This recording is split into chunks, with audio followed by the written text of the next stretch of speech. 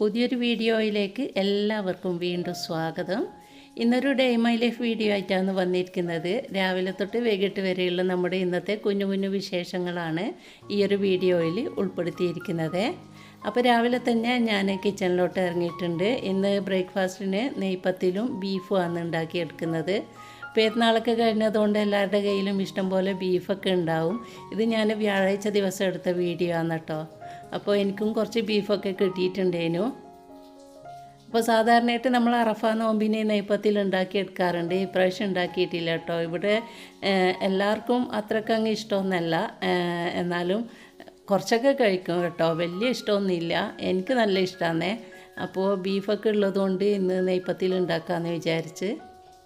പണ്ട് കാലത്തൊക്കെ നമ്മൾ ഉമ്മമാരൊക്കെ നെയ്പ്പത്തിൽ ഉണ്ടാക്കുമ്പോൾ ഗ്രൈൻഡറിലൊക്കെ അരി അരച്ചിട്ടാണ് ഉണ്ടാക്കിയെടുക്കുന്നത്. ഇപ്പോൾ പിന്നെ എല്ലാവർക്കും പണിയെടുക്കാനൊക്കെ ഭയങ്കര മടിയാണല്ലോ. അപ്പോൾ എല്ലാവരും ഒരു ഈസി മെത്തേഡിലാണ് ഉണ്ടാക്കിയെടുക്കുന്നത്. ഞാനും അതുപോലെ തന്നെ മിക്സിയിലൊക്കെ അരി അരച്ചിട്ടാണ് ഇത് ഉണ്ടാക്കിയെടുക്കുന്നത്. ഇങ്ങനെ അരച്ചാലും നല്ല അടിപൊളി ടേസ്റ്റും അതുപോലെ നല്ല ക്രിസ്പിയൊക്കെയാണ്. പക്ഷേ നമ്മൾ ഗ്രൈൻഡറിൽ അരച്ച് ഉണ്ടാക്കുന്ന പത്തിലിൻ്റെ അത്ര പെർഫെക്റ്റ് കിട്ടൂല എന്നേ ഉള്ളൂ. എന്നാലും നല്ല ടേസ്റ്റൊക്കെ ഉണ്ടാവും.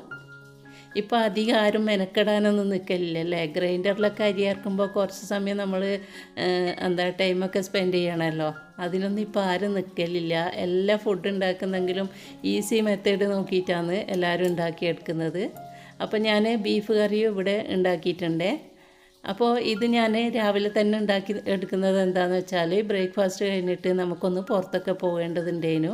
അങ്ങനെ 9 മണിയാകുമ്പോൾ തന്നെ നമ്മൾ ഫുഡൊക്കെ കഴിച്ചു. ഇനി കുറച്ച് ഫ്രൂട്ട് കസ്റ്റാർഡ് ഉണ്ടാക്കി എടുക്കുന്നുണ്ട്. ഇത് ഞാൻ പെരുന്നാളിന് ഉണ്ടാക്കാമെന്ന് വിചാരിച്ചിട്ട് കുറച്ച് ഫ്രൂട്ട്സൊക്കെ വാങ്ങിച്ചിട്ടുണ്ടേനു. പക്ഷേ പെരുന്നാളിന് മോന് ജലദോഷവും പനിയൊക്കെ ആയതുകൊണ്ട് ഉണ്ടാക്കാൻ പറ്റിയിട്ടില്ല. അപ്പോൾ ഇന്ന് ഉണ്ടാക്കിയെടുക്കാമെന്ന് വിചാരിച്ചിട്ട് ആദ്യം 1.5 കപ്പ് പാല് കടായിൽ വെച്ച് കൊടുത്തിട്ടുണ്ട്.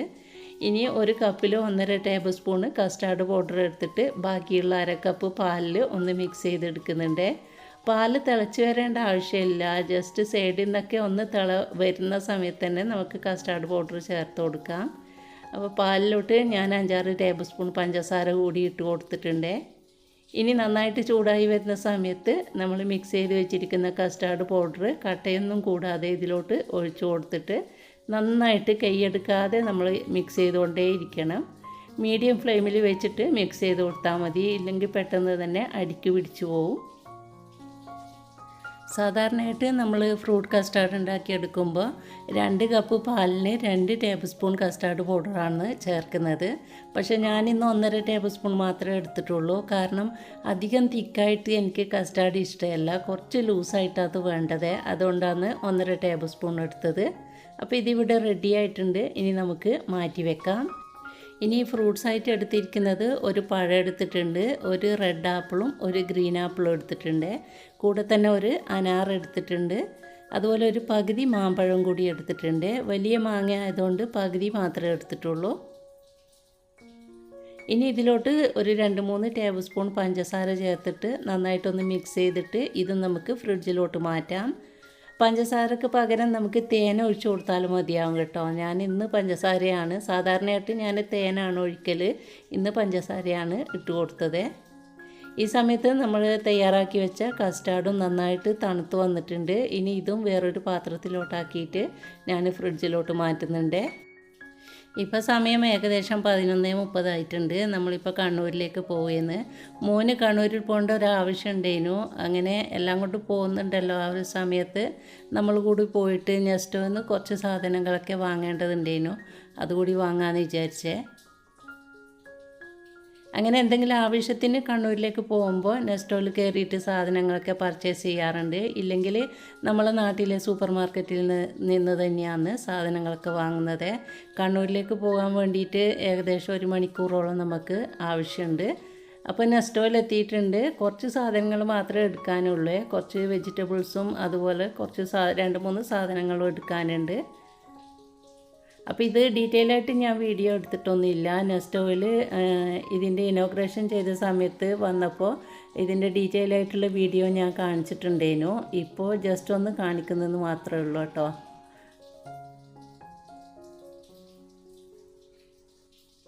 അതിനുശേഷം നമ്മൾ ചോറ് കഴിക്കാൻ വേണ്ടിയിട്ട് ഒരു ഹോട്ടലിൽ കയറി ഫുഡൊക്കെ കഴിച്ചിട്ടാണ് നമ്മൾ വീട്ടിലോട്ട് മടങ്ങിയത്.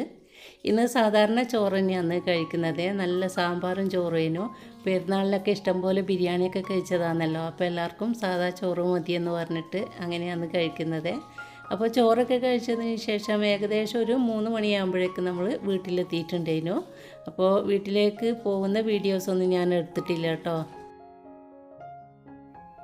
അങ്ങനെ തിരിച്ച് വീട്ടിലെത്തുമ്പോഴേക്കും നമ്മൾ നേരത്തെ തയ്യാറാക്കി വെച്ചിട്ടുള്ള ഫ്രൂട്ട് കസ്റ്റാർഡ് ഉണ്ടല്ലോ, അതൊക്കെ നന്നായിട്ട് തണുത്ത് വന്നിട്ടുണ്ട്.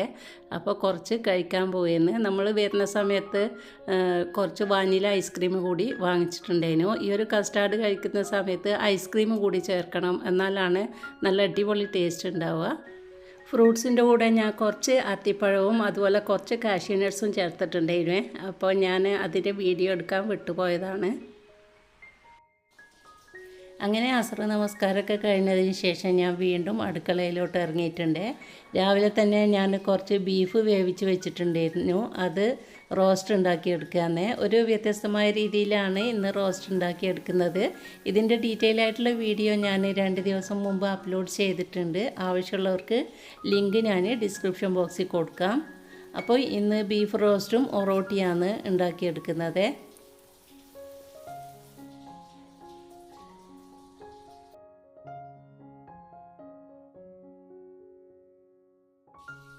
ഇതുപോലെ ബീഫ് റോസ്റ്റ് ഉണ്ടാക്കിയെടുക്കുമ്പോൾ നല്ലൊരു പ്രത്യേക രുചിയാണ് കേട്ടോ. അപ്പോൾ ഇനി നിങ്ങൾ ഉണ്ടാക്കിയെടുക്കുന്ന സമയത്ത് ഇതുപോലെ ഒന്ന് ട്രൈ ചെയ്ത് നോക്ക്. ഞാൻ വെറുതെ പറയുന്നതല്ല, നല്ല ടേസ്റ്റ് ഉണ്ടായിരുന്നു. അതിനുശേഷം ഞാൻ കുറച്ച് പഴംപൊരി ഉണ്ടാക്കിയെടുക്കുന്നുണ്ട്, നമുക്ക് ചായയുടെ കൂടെ കഴിക്കാൻ വേണ്ടിയിട്ട്. ഞാനിതിൽ ഫുഡ് കഴിക്കുന്ന വീഡിയോസ് ഒന്നും ഉൾപ്പെടുത്തിയിട്ടില്ല കേട്ടോ, കാരണം വെറുതെ വീഡിയോയുടെ ലെങ്ത്ത് കൂട്ടണ്ടല്ലോ എന്ന് വിചാരിച്ച്.